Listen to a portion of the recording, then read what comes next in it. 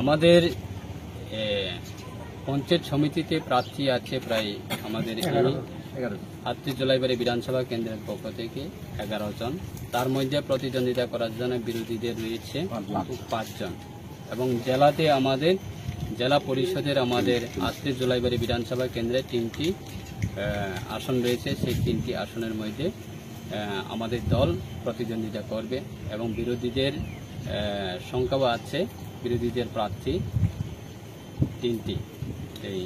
এই তাদের এই নির্বাচনে আমরা তাদেরকে বিজয়ী করার জন্য, আমাদের দলের প্রার্থীকে আমরা বিজয়ী করার জন্য আমরা দলে দলে সবাই মিলে মণ্ডলের পক্ষ থেকে, জেলার পক্ষ থেকে এবং রাজ্য স্তরের পক্ষ থেকে সবাই আমরা এই নির্বাচনে প্রচারে আমরা অংশগ্রহণ। কোন দলের সঙ্গে আপনাদের প্রতিদ্বন্দ্বিতা হবে, মানে বিরোধী কোন দল রয়েছে আপনাদের? বিরোধী এখন যারা এই নির্বাচনে আমাদের দলের বিপক্ষে যারা অংশগ্রহণ করছেন, আমরা মনে করি না বিরোধীর আজকে পর্যন্ত কোনো নির্বাচনে প্রচারগুলি তাদের চেহারা দেখা যায়নি। শুধু তারা নির্বাচনের নমিনেশন সাবমিট করেছে, মনোনয়নপত্র তারা দাখিল করেছে, কিন্তু তাদের ফ্ল্যাগ ফেস্টুন বা তাদের প্রচার বা তাদের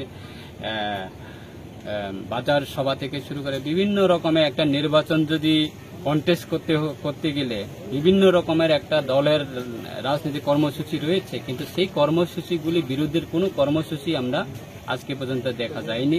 তাই আমাদের কোনো ধারণা থাকবে না যে এই নির্বাচনে জুলাইবাড়ি 38 বিধানসভা কেন্দ্র থেকে কোনো বিরোধীরাই তারা মানুষের সমর্থন পাবে না, আমাদের বিশ্বাস। Thank you sir.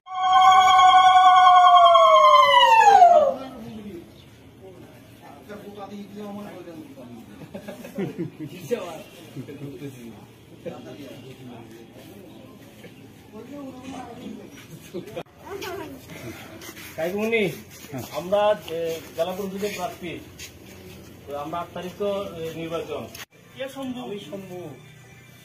মানিকবাড়ি খুব আদরযুক্ত করে আমি প্রার্থী বলতে হচ্ছে আমরা পঞ্চায়েত সমিতির প্রার্থী, বুঝলেন নি? 8 তারিখ আমরা সকাল সকাল যাইবেন, চা টা খাইয়ে